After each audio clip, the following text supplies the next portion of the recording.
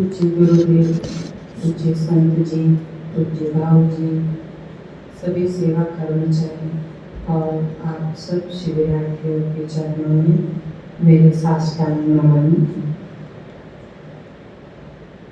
New diet system का तो ज़्यादातर आपने सब कुछ समझ लिया है, लेकिन आगे कुछ ऐसी बातें जो आपको घर पे जाके कैसे फॉलो करना है, क्यों करना है, इसके बारे में हम जानेंगे। और शाम को माँ स्पेशल लेक्चर रहेगा। एक माँ को अपने बच्चे को कैसे पालना है, क्या खाना खिलाना है, उसके लिए क्या सही है क्या गलत है, क्योंकि बच्चे की सबसे बड़ी गुरु पहले माँ होती है। और हर परिवार की डॉक्टर भी हो तो डॉक्टर घर की गुरु लक्ष्मी होती है। गुरु लक्ष्मी जो किचन में खाना पकाती है, उसी से परिवार बीमार होता है। और अगर उसने नेचुरोपैथी जान लिया और वैसा खाना बनाया तो परिवार कभी अस्पताल नहीं जाता है। तो इसके बारे में हम फिर जानेंगे आगे शाम को।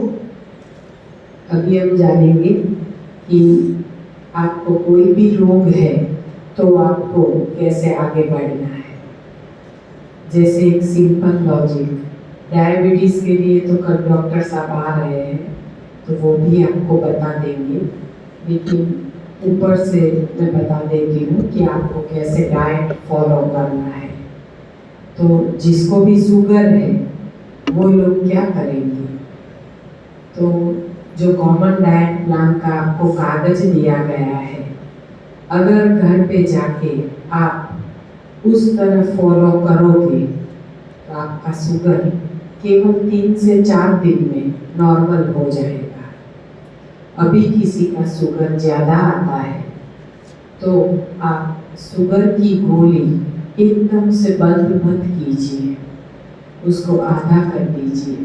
डायबिटीज़, ब्लड प्रेशर और थायराइड, ये 3 ऐसे रोग हैं कि आपको इसका दवाई ग्रेजुअली कम करके बंद करना होता है, एकदम से नहीं। जैसे कि आप इधर आ गए और ऐसे ही आपने दवाई छोड़ दी, इतना कुछ खा पी के आए हो, इधर आके ऐसा तो कोई चमत्कार होने वाला नहीं है कि एकदम से आपका शुगर डाउन हो जाएगा। होगा, जरूर होगा, लेकिन आपको इसका प्रयत्न करना पड़ेगा। आपको एनीमा प्रॉपर लेना होगा।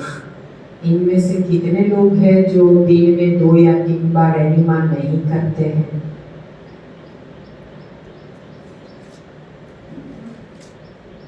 मुझे पता है कोई लोग ऐसे हैं जो प्रॉपर एनीमा नहीं करते हैं और फिर आके दवाई छोड़ देते हैं। गलत, बिल्कुल गलत। फिर है ना, आप सिस्टम को बदनाम करोगे कि हम सेमिनार में गए और हमें ठीक नहीं हुआ। कई लोग ऐसे हैं जबकि लेक्चर का टाइम होता है और चलो तबीयत खराब है तो बात अलग है, बाकी रूम पे आराम करते हैं, लेक्चर पूरा सुनते नहीं है और फिर बताते हैं कि हमें सेमिनार में पूरी माहिती नहीं मिली। अब यहाँ पे छोटी सी छोटी माहिती दी जाती है, लेकिन हर लेक्चर अटेंड करना होता है। लेक्चर में हम जानते हैं कि किसी को ना, किसी का लेक्चर अच्छा लगता है, किसी में नींद आ जाती है, रात को नींद पूरी नहीं होती है, तो ऐसे किसी को नींद आ जाती है। लेकिन फिर भी अगर नींद आती है, हमें पता है आप एक ही स्टाइल में बैठोगे तो सो जाओगे। तो आपको जब भी ऐसा लगे, कोई बात नहीं, आप 2 मिनट बाहर होके आइए, आंखों में पानी छिड़क के आइए और जरा ऊंचे पैरों पे ऐसे हाथ ऊंचे करके चल के अपनी नींद उड़ा के आइए। केवल 2-5 मिनट लगती है नींद उड़ाने में। आप केवल पोजीशन चेंज करते हो, थोड़ा सा मूवमेंट करते हो और आपकी नींद उड़ जाती है। हर किसी के प्रवचन में कुछ न कुछ खासियत होती है। हर प्रवचन में आपको कुछ न कुछ सिखाया जाता है, लेकिन अगर आप प्रवचन अटेंड नहीं करोगे तो आपका मिस हो जाएगा और आपको लगेगा कि मुझे पूरी जानकारी नहीं मिली है। तो ऐसी गलती कभी भी न करें। सबको ध्यान से चुने और सुने, क्योंकि हर किसी में कोई ना कोई खासियत होती है। अब हम सर्वप्रथम डायबिटीज को लेंगे। डायबिटीज के रोगी को कैसे चलना है?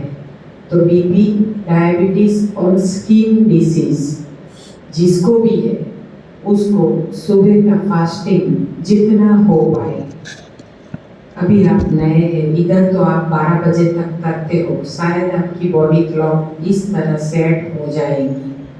लेकिन कोई कोई है जो घर पे जाएंगे और ज़्यादा काम रहता है, या सुबह में जो एक्सरसाइज करते हैं, योग करते हैं, प्राणायाम करते हैं, वॉकिंग करते हैं, स्विमिंग करते हैं, या फिर जिम जाते हैं, कोई भी एक्सरसाइज जो आप शारीरिक एक्सरसाइज करते हो, तो इस मौसम में धूप की वजह से प्यास लग जाती है और फिर हम जबरदस्ती करते हैं अपने साथ कि नहीं, मुझे तो 12 बजे तक खींचना ही है। गलत है, ऐसा नहीं करना। 12 बजे तक खींचना है तो आपको जैसे कंफर्टेबल है वैसे आप रहे और फिर आप उपवास खींचे। शरीर को आप तकलीफ दे रहे हो, यानी कि कोई भी एक्सरसाइज करवा रहे हो, तो इस धूप में, इस मौसम में शरीर पानी मांगेगा। तो अगर आप जिम करते हो तो आप नींबू पानी ले लीजिए ताकि आपको ताकत रहे। इतनी एक्सरसाइज करो, इतना पसीना बहाओ और पानी ना लो तो प्रदीप भाई जैसे गिर गए, आप भी गिर सकते हो, क्योंकि आप एक्सरसाइज करते हो। ये अनुभव मैंने खुद किया हुआ है, इसलिए मैं बोलती हूँ। मैं ना गाडरिए प्रवाह में नहीं बहती हूँ, जो सच है वो ही बताना है, क्योंकि जो अनुभव करो तो पता चले। जैसे कि आप ऐसे धूप में कहीं जा रहे हो पैदल चल के, तो शरीर पानी मांगेगा ना। अगर आप घर में इतना काम करते हो तो कभी 11 बजे भी प्यास लग जाती है, तो आपको ऐसा नहीं लगने का कि नहीं, घड़ी में 12 नहीं बजे तो मैं पानी नहीं पीऊंगी। अगर आप जल्दी जग जाते हो तो कोई बात नहीं, आपको जितनी आवश्यकता है आप घूंट घूंट पानी पी सकते हो, घट घट नहीं पी सकते। समझे ना? ऐसे गटगटाया, ऐसे घूंट घूंट। किसी को आवश्यकता है, जैसे कि चक्कर आ रहे हैं, तो फिर है ना, जड़ता नहीं रखनी है कि हम ये नहीं खाते, हम वो नहीं खाते। धर्म कभी जड़ता नहीं सिखाता है। धर्म ऐसा होना चाहिए, जब हमारा शरीर हमें साथ नहीं देता है तो दवाई के रूप में हमें कुछ भी अगर बोला जाता है तो लेना पड़ता है। तो फिर हमें ऐसा सोच नहीं रखने का, परमात्मा से माफी मांग लेने की, और आपको जो भी तपश्चर्या करनी है ज्यादा कर लेने की, लेकिन कभी भी अपने शरीर के साथ जड़ता नहीं रखने की कि मैं तो ये लेती, मैं तो नहीं लेती, ऐसा नहीं रखने। तो जब भी आपको वीकनेस फील होती है या ऐसा लगता है मेरा शरीर मुझे साथ नहीं दे रहा, तो नींबू पानी, शहद या सिर्फ नींबू पानी में की काला डाल के भी आप ले सकते हैं। किसी ऐसा पसंद है तो ऐसा ले सकते हैं। हाँ, किसी को कोलेस्ट्रॉल में की तकलीफ है, आप लहसुन के साथ नींबू पानी लेंगे तो आपको काफी फर्क पड़ेगा। जैसे किसी को भी गठान है, शरीर में कहीं गठान है, वो गठान को अगर पिघलाना है तो आपको लहसुन का उपयोग 4 महीने करना होगा।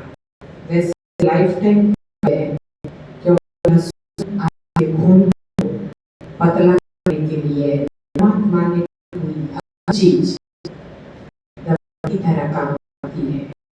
अगर आप दवा में लेते हो नहीं लेते हो तो कोई बात नहीं, जब आप दवाई लेते हो उससे आता है कुदरत ने दिया हुआ चीज, आप दवाई चार ले लो और अपने दर्द को मिटा। पार्किंसन, हार्ट का प्रॉब्लम, सर्दी, खांसी, जुकाम, ब्लॉकेज, गठान, कैंसर, किसी भी चीज में, ट्यूमर, हर चीज में लहसुन काम करता है क्योंकि आपके खून को पतला करता है और उसका सर्कुलेशन, ब्लड सर्कुलेशन अच्छे से करता है। तो आप 2 पीस लहसुन कच्चा, तड़का देके नहीं, तड़का दिया तो खत्म, आपका भी तड़का लग जाएगा। तो आपको जो भी लेना है कच्चा लेना है। आपको कोई जूस पी रहे हो उसमें पीस दो, या फिर आपने जूस बना लिया, जैसे पाइनएप्पल का जूस है और आपको बहुत सर्दी है, आप पाइनएप्पल के जूस में 1 टमाटर, पका हुआ पाइनएप्पल, 1 पक्का टमाटर, जरा सा अदरक और 2 पीस लहसुन डाल के ऊपर से कूट के डालो। अगर आपके मिक्सी में आपको लगता है बू आ जाएगी, कोई बात नहीं, 2 कली छील के कूट के अंदर डाल दो और जूस पी लो। 3 दिन करके देखो, आपका चला जाएगा, सर्दी चली जाएगी, क्योंकि पाइनएप्पल का पीएच वैल्यू ऐसा है और उसके साथ आपने जो कॉम्बिनेशन लिया ना वो बहुत असरकारक है। जैसे थायराइड है तो आप पाइनएप्पल में 1 खीरा डाल दीजिए, खीरा ककड़ी 1 डाल दीजिए, छोटा सा अदरक का टुकड़ा डाल दीजिए और रोजाना ये पाइनएप्पल का जूस बीच में कभी भी आप सेट कर ले। ग्रीन जूस सबके लिए है, केवल नहीं किसके लिए है ग्रीन जूस? अल्सरेटिव कोलाइटिस, जिसको भी अल्सरेटिव कोलाइटिस है, यानी कि आंतों में अल्सर हो गए हैं और स्टूल में खून जा रहा है, उन लोगों को ये पालक वाला, खटाई वाला ग्रीन जूस नहीं लेना है। अल्सरेटिव कोलाइटिस वालों को जो ग्रीन जूस लेना है उसमें है 3 पत्ती बेलपत्र, जो आप शिव जी को चढ़ाते हो ना, वो बेलपत्र 3 पत्ती आती है ना, एक में ऐसे 9 पत्ते होंगे, तो 3 ऐसे मल्टीप्लाई बाय 9, तो ऐसे होता है। 3 पत्तियां लीजिए बेलपत्र की, 5 पत्ते अनार के, और अनार उगते हैं ना, अनार के पेड़ से 5 पत्ते, और 1 मुट्ठी भर दुर्वा यानी घास, खाने लायक, जो हम चलते हैं ना वैसा नहीं चाहिए, साइड का घास लेने का, कि जहाँ पे अपने पैर नहीं पड़ते हैं, जहाँ कुत्ते नहीं जाते हैं।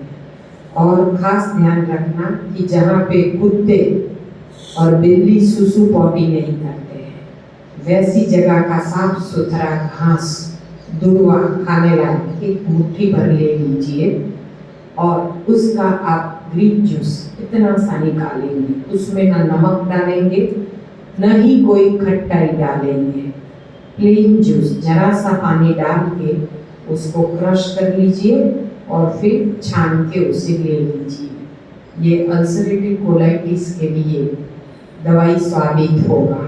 इसमें आप पुनर्नवा के पत्ते भी डाल सकते हैं। पुनर्नवा यानी साकोड़ी, जिसको सूजन है वो लोग पाइनएप्पल के साथ 1 आलू डालेंगे, जरा सा अदरक और 1 मीडियम साइज का आलू, जिसकी हम सब्जी बनाते हैं ना, वो आलू छिलके के सहित आलू को अच्छे से पानी में भिगा दीजिए 15-20 मिनट, आधा घंटा, फिर अच्छे से घिस के उसको धो लीजिए। धोने का तरीका, सब में पेस्टिसाइड्स आते हैं, तो आप कैसे धोएंगे? पहले जो भी फ्रूट और सब्जी आज आपको पूरे दिन में यूज करनी है, अगर आपके पास अल्कलाइन पानी की सुविधा है तो आप पहले सादे पानी से धो के उसे अल्कलाइन पानी में डुबा दीजिए। अगर वो मशीन नहीं है तो सिंपल तरीका, अपनी जो फिटकरी आती है ना फटकड़ी, वो 10 रुपये की आती है, इतना सा एक टुकड़ा ले लीजिए। आपका पानी का टब भरिए बड़ा, उसमें आप फिटकरी का एक टुकड़ा 5 मिनट के लिए छोड़ दीजिए और फिर आप वो फिटकरी का टुकड़ा 5 मिनट के लिए 5 बार हिला दो तो पानी थोड़ा सा वाइट हो जाएगा। अब फिटकरी का टुकड़ा बाहर रख के आपके किसी कटोरी में या ऐसे रख दीजिए कि रोज काम आएगा। उसमें आपका पूरे दिन का फ्रूट वेजिटेबल जो भी है डुबा के रख दीजिए आधे घंटे के लिए और दूसरा काम कर लीजिए। तब तक आपको जैसे लौकी, कद्दू कुछ भी काटना है उसको आप सुबह में पहले भिगा दीजिए। हर चीज आप फिटकरी के पानी में या फिर सादे नमक के पानी में 5 या 10 रुपये केजी नमक आता है उसमें डुबा के रखिए, या फिर नींबू का रस निचोड़ लीजिए और नींबू के छिलके हैं ना वो पानी में ऐसे ऐसे मसल दीजिए और छोड़ दीजिए पानी में, उसमें अपनी सब्जियां डुबा दीजिए तो ऊपर ऊपर से सारे पेस्टिसाइड्स हट जाएंगे। अच्छा है, किचन गार्डन बनाइए और खुद फार्मिंग कीजिए ऑर्गेनिक, तो आपका रोग बहुत जल्दी जा सकता है। क्योंकि ऑर्गेनिक खाना सच में, अगर आपने ये सिस्टम के साथ अगर आप ऑर्गेनिक का उपयोग कर रहे हैं तो आपको रिजल्ट बहुत फास्ट मिलेगा। जैसे कि सिक्किम में पेस्टिसाइड्स पे प्रतिबंध है, हाँ सिक्किम में, तो आपने देखा होगा कोरोना का एक भी केस सिक्किम में नहीं था क्योंकि वहाँ पे पेस्टिसाइड्स ही यूज नहीं की जाते। और पंजाब में सबसे ज़्यादा पेस्टिसाइड्स यूज किए जाते हैं। तो आप देखते हैं कि पंजाब में एक ट्रेन चलती है जिसका नाम कैंसर ट्रेन है, क्योंकि वहाँ पे कैंसर के सबसे ज़्यादा पेशेंट हैं।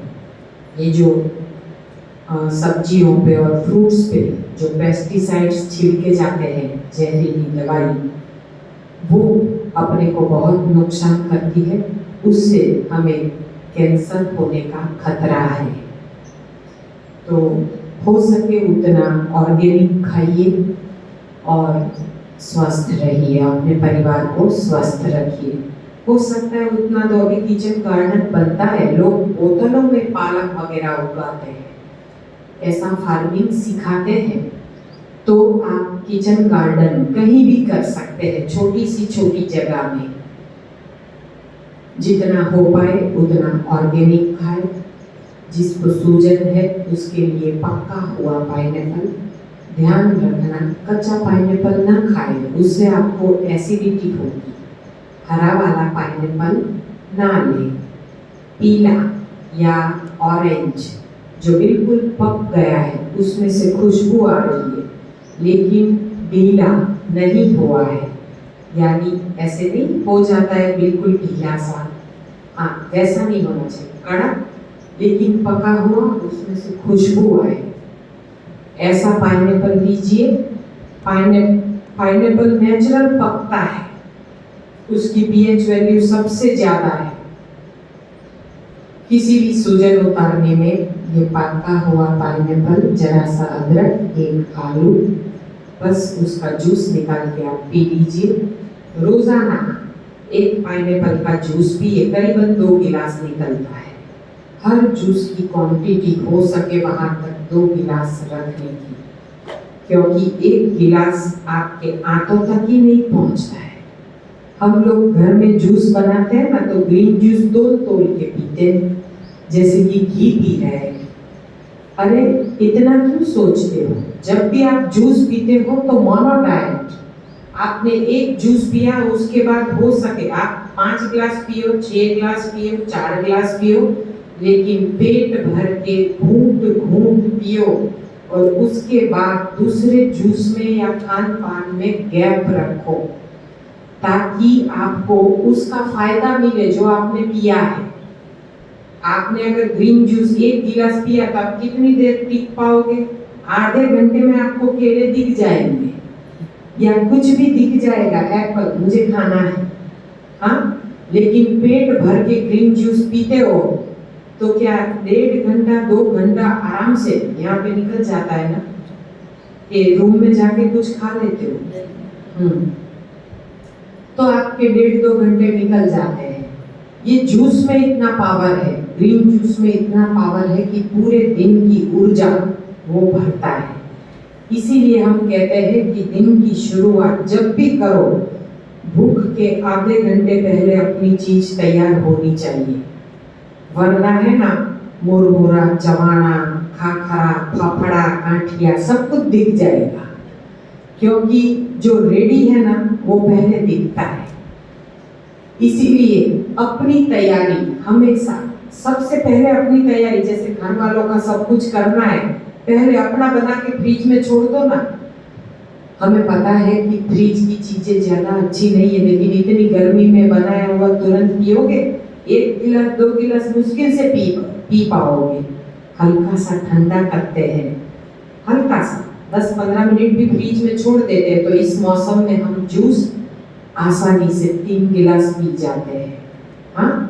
तो ऐसे आपको पेट भर के ग्रीन जूस पीना है। ग्रीन जूस इसलिए कहती हूँ बार बार कि हर रोग का इलाज ग्रीन जूस है, अल्सरेटिव कोलाइटिस को छोड़ के। मेरी एक एक बात नोट करना, चलती गाड़ी में मत बैठ जाना, क्योंकि मैं केवल और केवल अल्सरेटिव कोलाइटिस वालों को ही ये दूसरा जूस बोलती हूँ। बाकी हर रोगी के लिए ग्रीन जूस रामबाण इलाज है।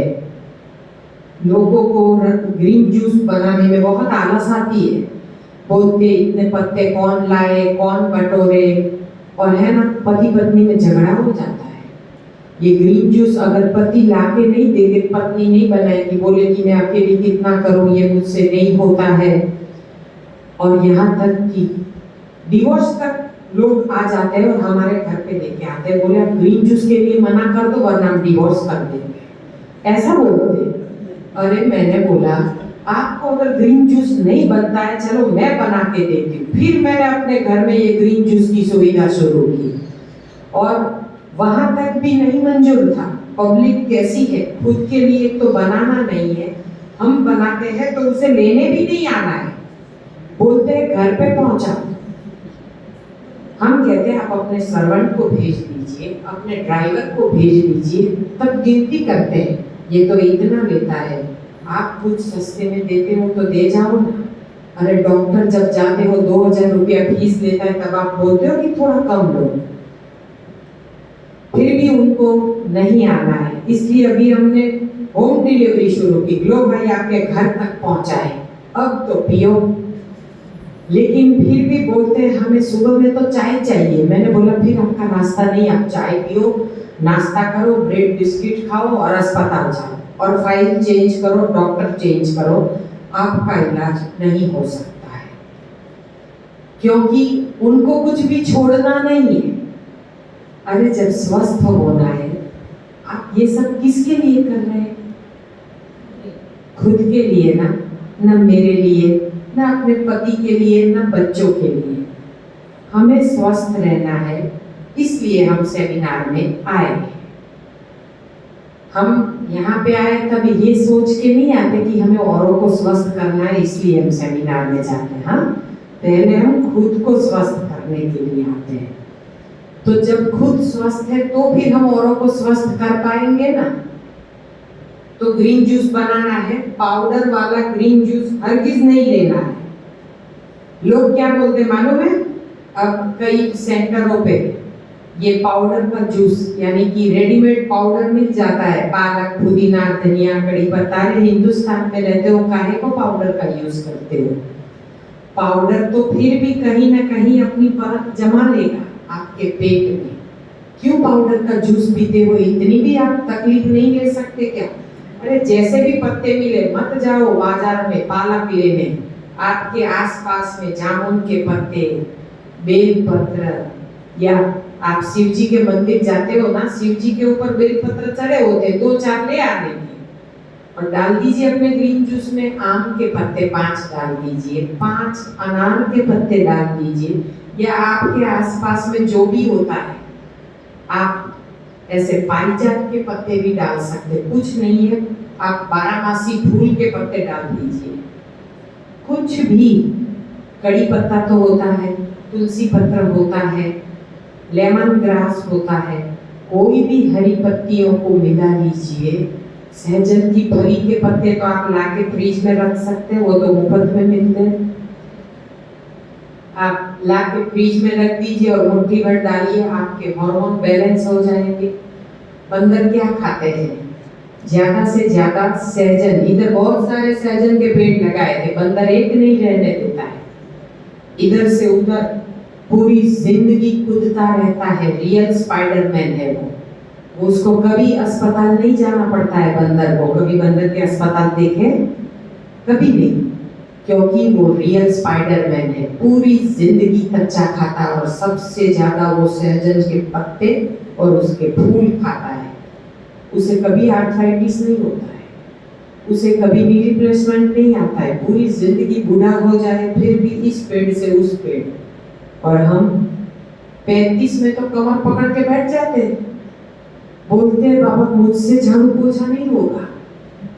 हाँ, एक्सरसाइज करते हैं, सब कुछ करते हैं, लेकिन घर का काम करने को बोलो तो नहीं करेंगे। बोले झाड़ू पोछा नहीं होता है, कपड़े नहीं होते, बर्तन के लिए बारी रखेंगे और फिर सुबह में जिम जाएंगे।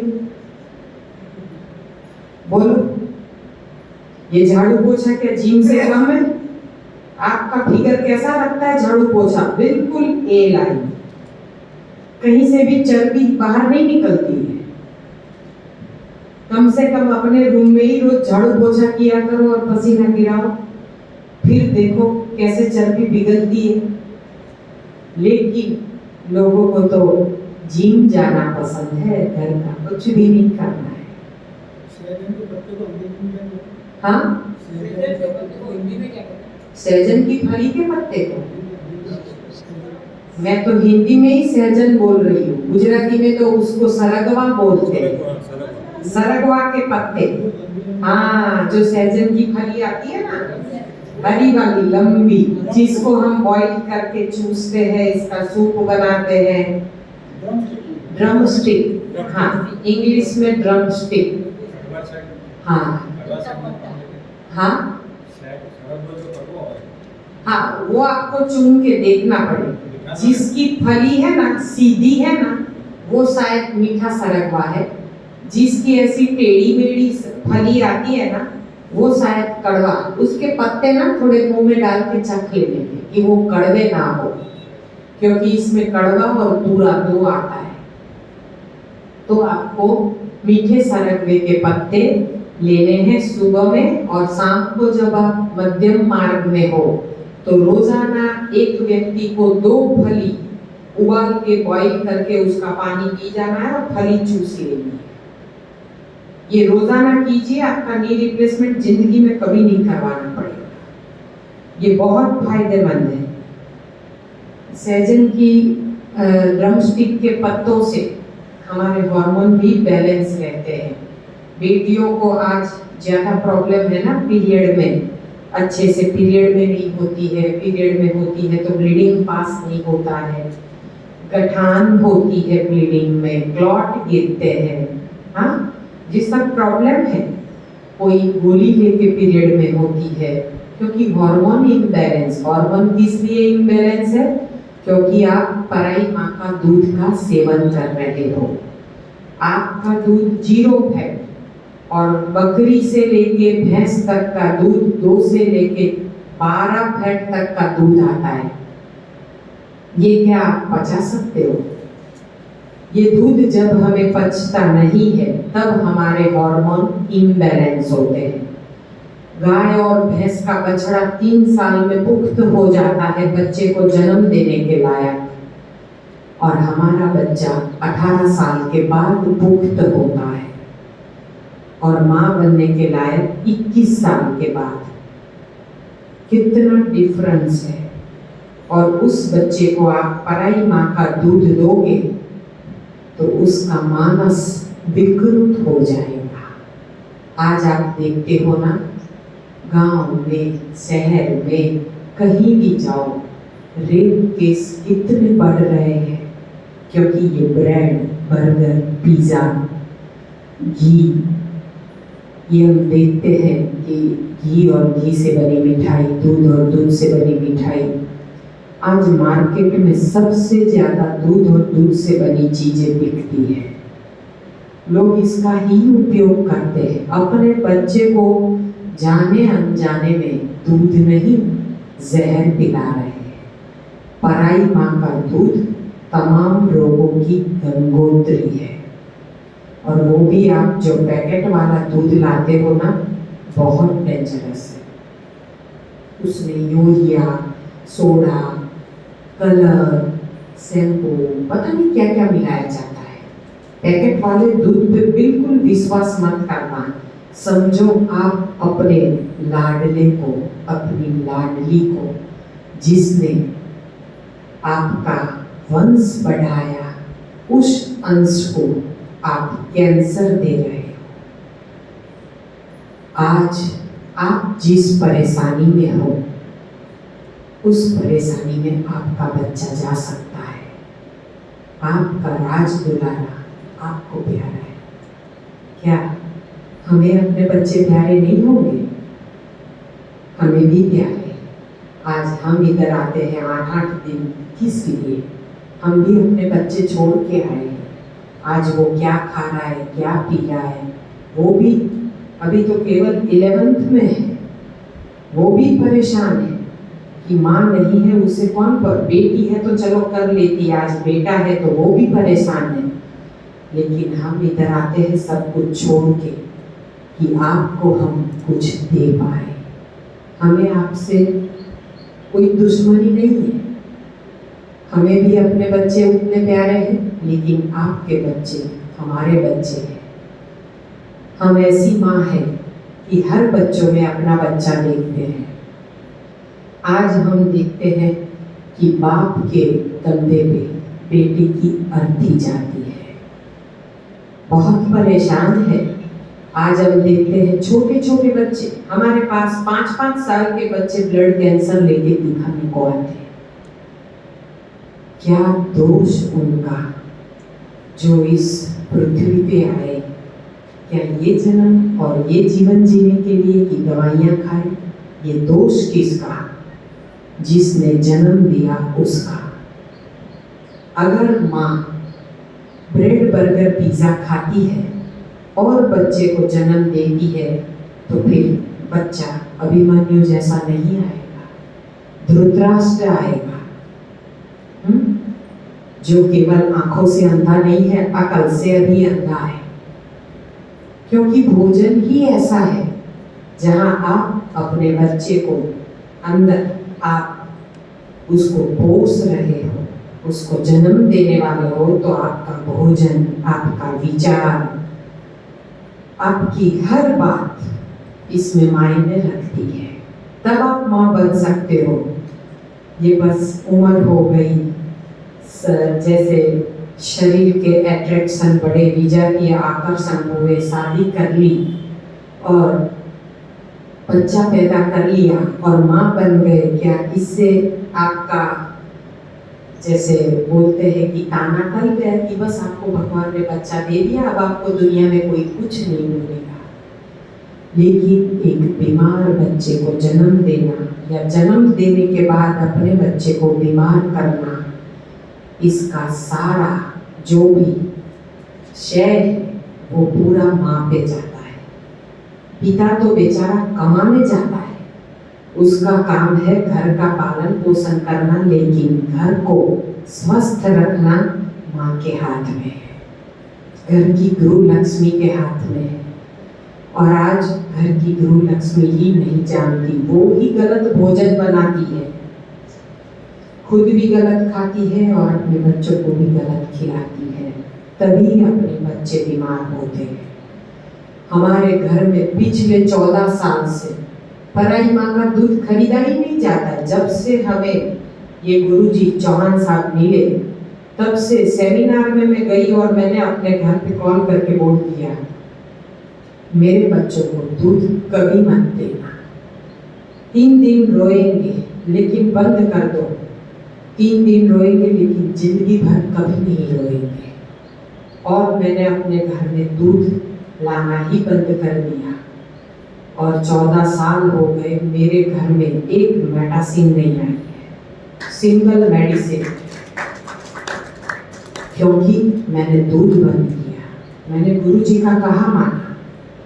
गुरुजी के बच्चे हम हैं और वो हमें इतना बताते हैं, मैंने उन पे विश्वास किया और मेरे बच्चों को निरोग किया। पहले तो मैं खुद बीमार थी, वो तो अनुभव सत्र में बताएंगे कि मैं कितनी बीमार थी। जिसकी माँ बीमार उसका परिवार बीमार ही होता है। इसीलिए हम बार बार कहते हैं कि पराई माँ का दूध तमाम रोगों की गंगोत्री है। इसमें मत डुबाइए अपने बच्चों को, क्योंकि मैं भी एक आपके जैसी माँ। हर स्त्री में एक माँ बसी होती है, भले वो बेटी के स्वरूप में है अभी, लेकिन कल किसी की प्रेमिका, फिर बहू, फिर पत्नी, फिर माँ, सास और दादी नानी तो बाद में है, पहले वो माँ बनती है। हर लड़की कल किसी की माँ है और हर माँ को ये जानना चाहिए कि पराई माँ का दूध कितना डेंजरस है। ये प्रदीप भाई ने आपको समझाया, ये कम है।